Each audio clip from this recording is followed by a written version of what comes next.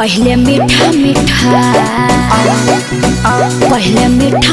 है राजा बात कीजिए, ओकरा बाद वाला मजा सारी रात लीजिए। पहले मीठा है राजा बात कीजिए, ओकरा बाद वाला मजा सारी रात लीजिए। बोललू तो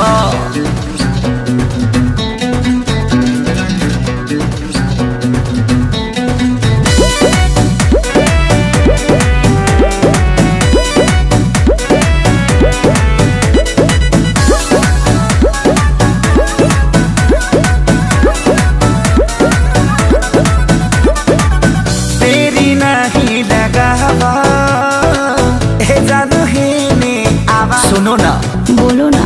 बाते बाते में रतिया जानी तू हो बीतावा कौन बेबी कौन मोरा बाली कोना बाली उतार दे, बाटे कमरा अनहार बत्ती बार दे। जानू प्यार का आज बारी साथ कीजिए कमाल। पहले मीठा करबो चोना, पहले मीठा है राजा बात कीजिए, ओकरा बाद वाला मजा सारी रात लीजिए। पहले मीठा है राजा बात कीजिए, ओकरा बाद वाला मजा सारी रात लीजिए।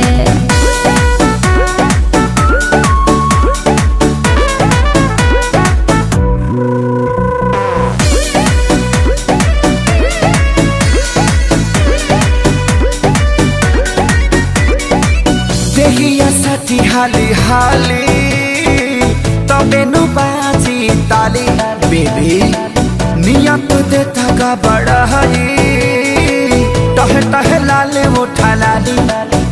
एने हमारो हो खत बुरा हाल बा, एहिला भइल इंतजार कई साल बा। हे सारी शुभम से आज ना घाट कीजिए। पहले मीठा अबले तो हो गए रही।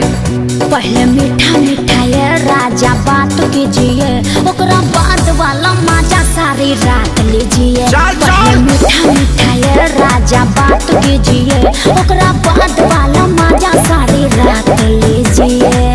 अब का करी 3 तो बज गई।